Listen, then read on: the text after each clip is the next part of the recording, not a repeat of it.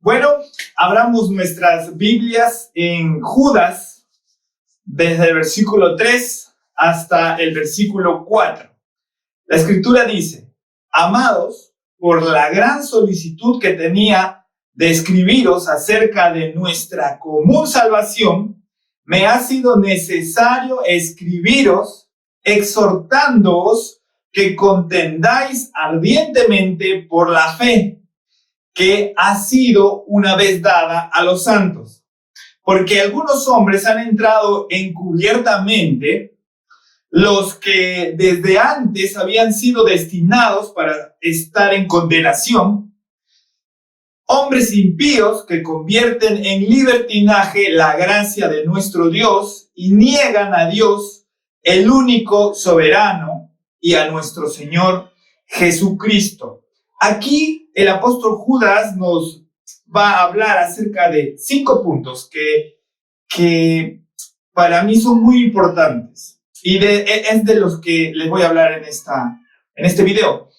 El primer punto es que él nos dice que él tiene la gran necesidad de comunicar a nuestros hermanos en Cristo acerca de nuestra salvación en común. El texto dice: la gran solicitud que tenía de escribiros acerca de nuestra común salvación.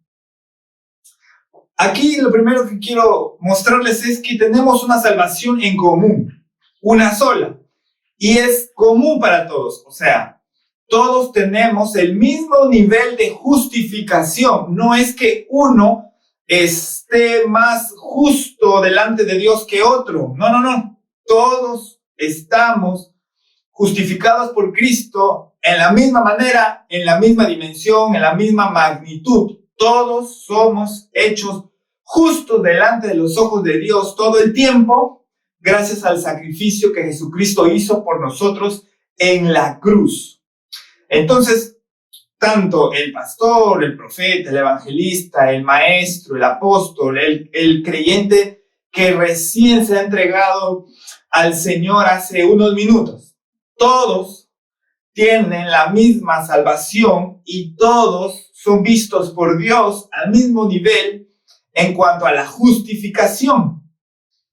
Todos somos sus hijos y Él nos ama a todos por igual. Ahora, aquí hay algo importante que Judas dice al inicio, que tiene la gran solicitud de escribir acerca de esta salvación que tenemos en común, de este estatus de ser justos delante de los ojos de Dios. Y hay una gran necesidad que tiene el apóstol de mostrarnos, de hablarnos acerca de esta salvación, de darnos más entendimiento acerca de esta justificación. Es lo que yo he venido hablándoles estas últimas 8 semanas, porque es necesario que todos los que somos hijos de Dios, los que creemos en Jesucristo, entendamos la palabra de justicia, entendamos esta salvación que se nos ha sido dada por la justificación que Cristo ganó por nosotros en la cruz. Ahora, quiero leerles 2 pasajes. Romanos 10:17 dice: así que la fe viene por el oír, es decir, por oír la buena noticia acerca de Cristo. Eso lo dice la versión Nueva Traducción Viviente. Y es que la fe se incrementa en nosotros cuanto más entendemos esta justificación que el Padre nos ha dado por medio de Cristo y entendemos que esta verdad tan gloriosa es por gracia. O sea, no la merecíamos. No habíamos hecho nada para ganarnos eso, pero Él nos la otorgó de todas formas por puro amor, por pura compasión, por pura gracia, por pura misericordia, porque Él nos ama. Entonces, entender esto y escucharlo continuamente para que cada vez entendamos mucho más es de vital importancia. El Señor Jesús dijo: el que escucha mis enseñanzas continuamente, más entenderá acerca de ellos, más se le revelará. ¿Y a qué ¿Qué enseñanza es la que Jesucristo vino a traernos? El evangelio del reino de Dios. Él nos vino a anunciar las buenas nuevas del reino de nuestro Padre Celestial. Por eso es que Judas dice que hay una necesidad urgente, importante, prioritaria, de que todos los que creemos en Cristo entendamos y seamos expertos en la palabra de justicia, en esta salvación común que tenemos todos. Ahora, Romanos 1:16 dice: porque no me avergüenzo del evangelio, porque es poder de Dios para salvación a todo aquel que cree. Tú confías en que Cristo llevó todos tus pecados, por lo tanto, eres hecho justo delante de los ojos de Dios, y eso te da salvación. Salvación en la tierra, salvación en el cielo después de que abandonamos este cuerpo. Pero la salvación comienza desde el momento en el que tú comienzas a confiar en que el Padre castigó todos tus pecados sobre Cristo. A partir de ahí comienzas a tener ese estatus de justo. Ahora, Judas sigue explicándonos y sigue escribiendo y dice: exhortándoos que contendáis ardientemente por la fe.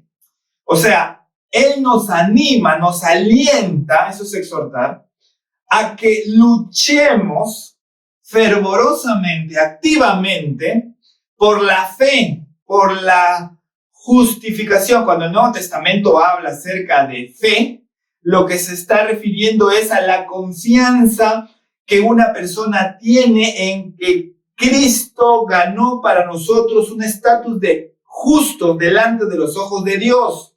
O sea, en otras palabras, la fe es la confianza en que nosotros tenemos de que la justificación que el Padre nos ha dado por medio de Cristo es verdadera y es confiable y es real. Entonces, aquí lo que Judas nos dice es que nos anima a que estemos luchando ardientemente para que este mensaje de que la justificación es un favor no merecido, y es un favor no merecido de manera continua, sempiterna, ¿sí? Porque es por la gracia de Dios. No lo hemos ganado ni nos lo vamos a ganar nunca. Es simplemente que Él nos lo quiso dar y nosotros lo recibimos. Y eso es. Y entonces Judas nos anima a que nosotros enseñemos esa verdad, porque esa verdad es la del evangelio, el evangelio que se predica en la Biblia, que Pablo predica, que Jesús predica, que Pedro predica, que Santiago y todos los apóstoles predicaron, y es la justificación por la fe, solamente por la fe. La Escritura dice: porque en el evangelio la justicia de Dios se revela por fe. Eso está en Romanos 1:17. La justicia de Dios. ¿Qué justicia se está refiriendo? A que ante sus ojos, ante su opinión, a Él le pareció justo a castigar todas nuestras maldades sobre Cristo para que ya no nos castigue a nosotros, por amor que Él nos tiene, por amor de Él y el amor que Él nos tiene a nosotros. Entonces, eso se nos revela por completo mediante la fe, la confianza que nosotros tenemos en que lo que Él dijo que hizo sobre Cristo, castigar nuestros pecados, nos dio el estatus de que Él nos vea justos todo el tiempo.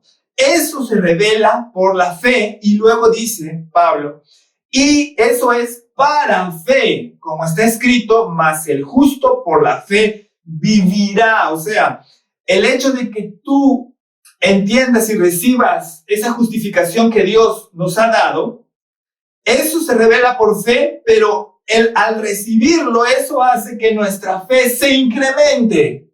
Por eso es que anteriormente leíamos que la fe viene por el oír las buenas nuevas acerca de Cristo.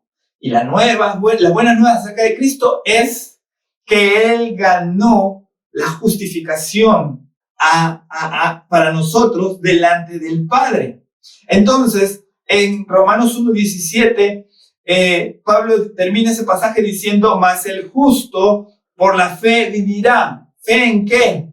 Confiar en que ha sido justificado por Cristo, ¿no? Entonces, Judas nos viene animando, nos viene diciendo: hay una necesidad importante, prioritaria y vital de que nosotros, de que yo, dice Judas, les escriba más acerca de este evangelio, de esta salvación en común. Salvación, que les vengo diciendo, que se obtiene debido a la justificación que Cristo ganó para nosotros. Y luego dice: yo los animo a que se mantengan firmes y que resistan, que contiendan ardientemente, o sea, continuamente, activamente, para que esta confianza, este mensaje de salvación se mantenga. Obviamente que la contienda aquí no se está refiriendo a una lucha física, no se está refiriendo a que nosotros contendamos contra otras personas con armas físicas. No tiene nada que ver con eso. Lo que tiene que ver es que nosotros tenemos que predicar este mensaje, tampoco forzar a la gente a creer en esto, es compartirlo. Y el Espíritu Santo es quien convencerá a cada quien de esta verdad, porque Él nos guía a toda verdad. Él es el que nos da conciencia de pecado y que necesitamos de Cristo. Así es que nuestra labor es compartir este evangelio, pero este evangelio, no otro. El apóstol Judas continúa y dice: algunos hombres han entrado encubiertamente. Y esta palabra es clave. Hay personas que están en las iglesias y predican, enseñan un evangelio adulterado. Lo que yo les decía, que yo suelo llamar leyacia. Ellos predican que por lo que tú haces es que la mano de Dios se mueve a favor tuyo. O sea, para que Dios te bendiga, tú tienes que hacer algo para que Él te bendiga. Eso no es el evangelio bíblico. El evangelio de la Escritura es: todo lo que tú recibes es por la misericordia del Padre. Y tú no mereces nada del favor de Dios, pero lo obtienes, lo recibes, más bien dicho, o Él te lo da porque a Él le plujo. Para eso es que envió a Cristo y nos hizo a nosotros aceptables delante de Él, no por lo que hicimos, sino más bien por lo que Cristo hizo por nosotros. No porque nosotros hayamos decidido seguirle, eso también no es correcto. Es el Espíritu Santo dentro de nosotros que nos hace ver que somos pecadores y pone en nosotros el querer como el hacer su buena voluntad. ¿Y cuál es su buena voluntad? Que procedamos al arrepentimiento. Y no solamente eso se produce cuando uno conoce a Cristo y comienza a seguirle, sino que a lo largo de la vida cristiana, Él continúa haciendo esa misma labor en nosotros, perfeccionándonos continuamente. Entonces, pero hay personas encubiertas que te dicen que tú necesitas hacer cosas para agradar a Dios. Y que si tú no haces esas cosas, entonces Dios no te va a bendecir. Y eso es un evangelio adulterado. La Escritura no dice eso. Yo les animo a leer Romanos, toda la carta de Romanos. Lean Gálatas del capítulo 1 al 5 por lo menos. Y ustedes van a notar el evangelio que Pablo enseña. Y después de leer eso, vuelvan a ver lo que Jesucristo predicaba en los evangelios y van a notar con claridad que lo que uno recibe no es por lo que hace, es por el puro amor del Señor. es porque Él nos tocó, es porque Él se acercó a nosotros, es porque Él nos escogió, Él nos llamó, Él se acercó, Él nos cambió, Él nos habló. Entonces, la necesidad de la enseñanza urgente y masiva y prioritaria del evangelio original es porque hay personas que de repente por desconocimiento, yo no quiero creer que estas personas lo hacen deliberadamente. Yo creo que es por una enseñanza errada que han recibido o un entendimiento, una lectura errada de las escrituras, porque no creo que sea de esa forma tan malintencionada, pero lo que sí existe y es contundente es que hay hermanos, hermanas que enseñan este evangelio adulterado. Entonces, a ver, el apóstol Pablo dice en Colosenses 2:20, por ejemplo, miren, ustedes han muerto con Cristo y Él los ha rescatado de los poderes espirituales de este mundo. Entonces, ¿por qué siguen cumpliendo las reglas del mundo, tales como no toques eso, no te pruebes eso, no te pongas esto, no uses esto o lo otro, no te acerques a aquello o a aquella? Esas reglas son simples enseñanzas humanas acerca de cosas que se deterioran con el uso. Podrán parecer sabias porque exigen una gran devoción, una religiosa abnegación y una severa disciplina corporal, pero a una persona no le ofrecen ninguna ayuda para vencer sus malos deseos. Es que es lo que Pablo dice en Romanos cuando dice que cuando él oyó del mandamiento no codiciarás, produjo en él toda clase de codicia. Él mismo lo dice. Y es lo mismo cuando tú te enfocas en los mandamientos prohibitivos, lo que va a generar en ti es una mayor propensión a romperlos. Inclusive Pablo en Romanos dice que la única manera de no romper una ley es que la ley no exista. Si la ley existe, entonces la vas a terminar rompiendo. Es por esto que aquí Pablo lo dice de otra manera. Dice, esas cosas sirven, pero como una especie de rito religioso, como una manifestación de que tienes una gran devoción, pero con respecto a alejarte realmente de las cosas pecaminosas, no sirven para absolutamente nada, más bien provocan todo lo contrario. Entonces, lo que ocurre es que hay hermanos que toman una postura, una actitud de guardianes de la santidad y con eso miran por encima del hombro a la otra persona y le dicen, no, así no se debe predicar el evangelio, así no viste un hijo de Dios, o así no se expresa un hijo de Dios, o muchas otras cosas. A Jesús le decían, si fuera profeta, supiera qué tipo de mujer la está tocando, o también le decían, si supiera con quién está comiendo. O sea, tienen una postura de guardianes de la santidad, que el celo del Señor los consume y se creen más santos que el otro. Y miren lo que el Señor dijo de este tipo de personas a través del profeta Isaías.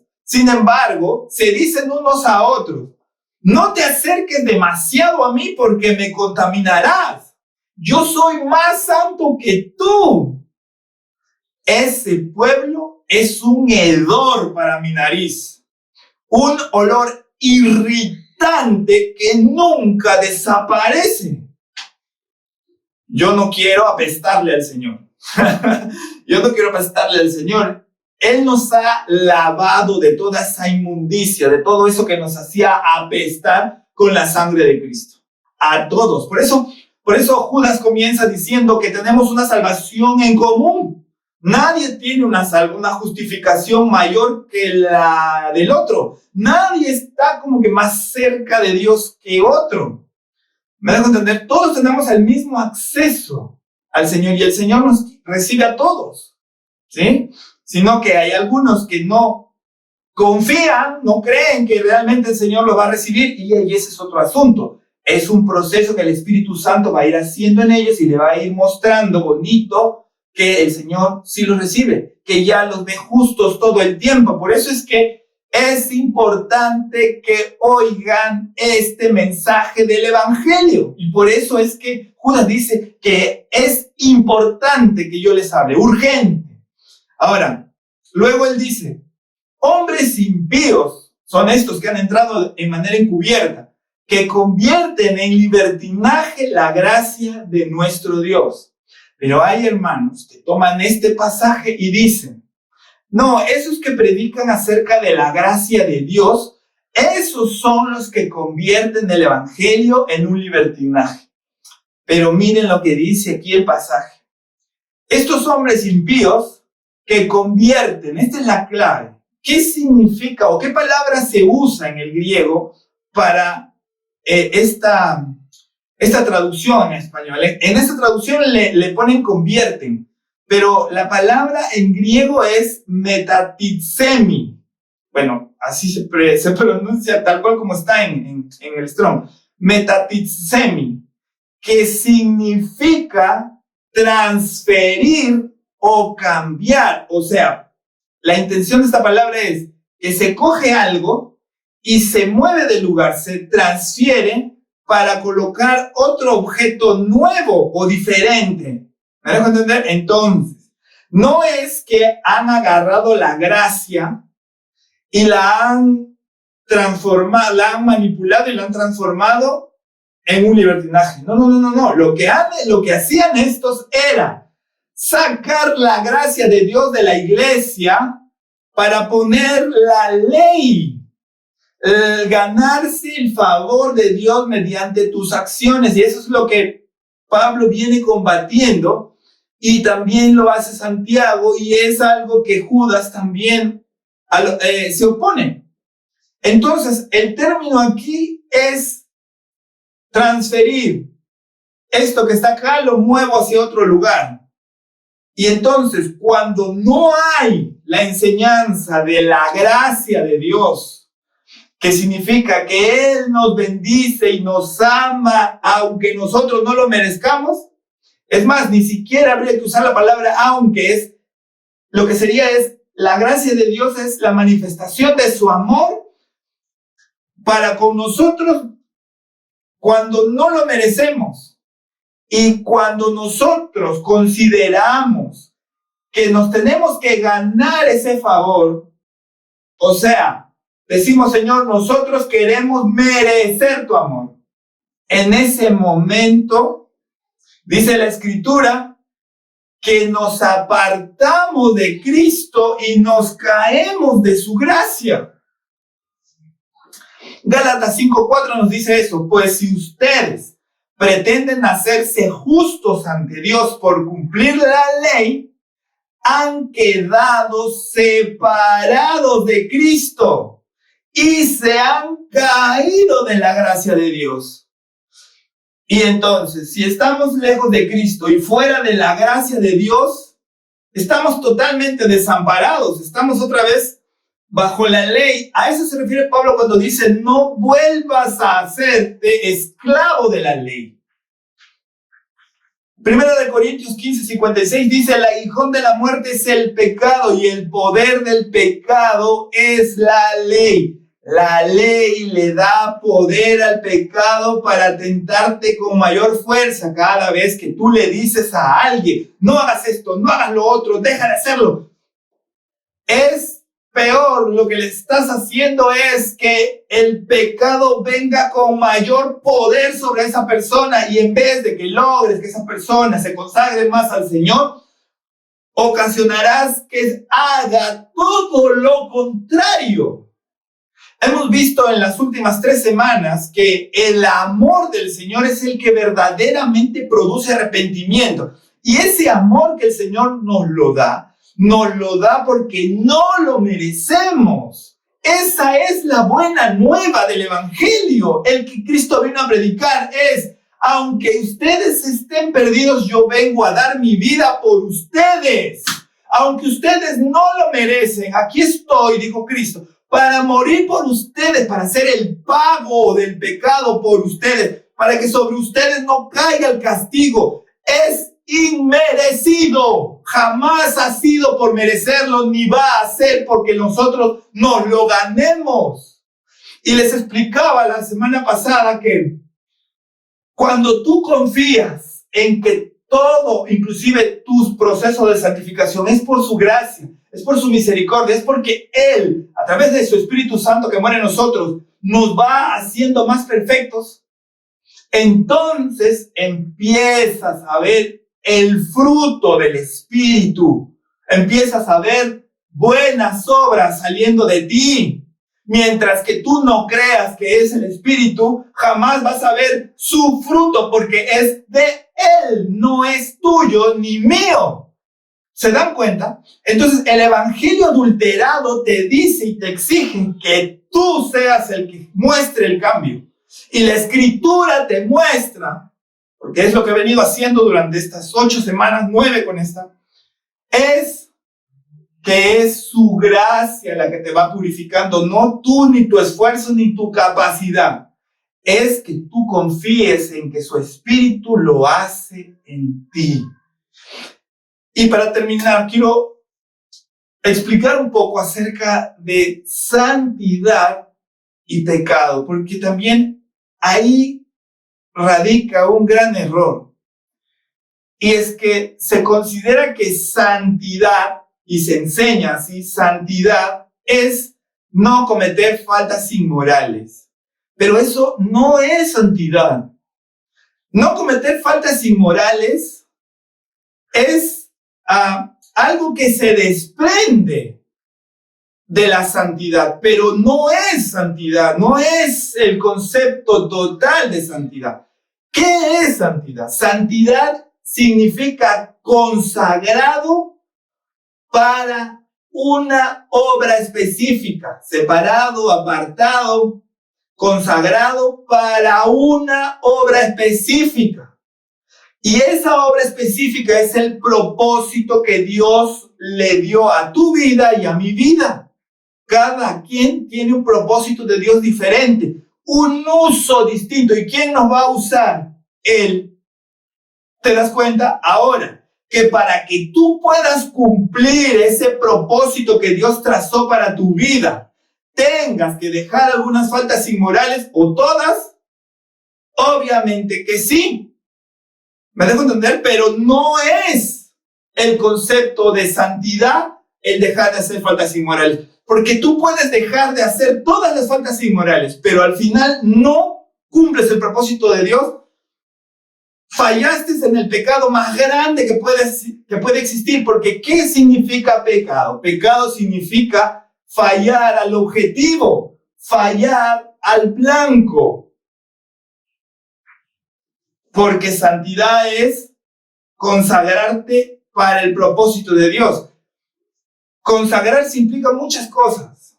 Que la profesión que tú estudias, la estudias para alcanzar el propósito de Dios. Que el negocio que tú emprendes, lo haces porque es para alcanzar el propósito de Dios. Tú te casas y tienes hijos porque te van a sumar para alcanzar el propósito de Dios, y obviamente tú vas a sumar a tu cónyuge para que alcance el propósito que Dios tiene en su vida. ¿Me dejo entender? Va más allá de faltas inmorales. Faltas inmorales es algo colateral que viene porque te consagras, porque pones tu mirada y tu existencia en lo que tienes que hacer, porque Dios te envió a hacer eso. Y no otra cosa. Así es que consagrémonos para el Señor. Vamos a orar. Padre, te doy gracias por esta palabra. Gracias, amado Señor, porque tú nos llevas a la consagración. Gracias, amado Señor, porque tú eres quien nos ha enviado con un propósito. Y para cumplir ese propósito, tú nos has mostrado que nos has justificado y que no hay nada que nos separe entre tú y nosotros, que no hay nadie ni nada que impida la comunicación libre y directa entre tú y nosotros, que no hay nada que nos limite o nos frene o que trunque el hecho de que tú nos vas a usar, porque el hecho de que tenemos un propósito de parte de ti es porque lo vamos a cumplir, porque si tú dijiste algo, tú lo vas a cumplir. Tú mismo eres el que cumple lo que tú dices que harás. Y en esa verdad confiamos. Padre, yo imparto esa confianza en ti, en que lo que tú dijiste lo vas a cumplir en nuestras vidas. En el nombre de Jesús. Amén.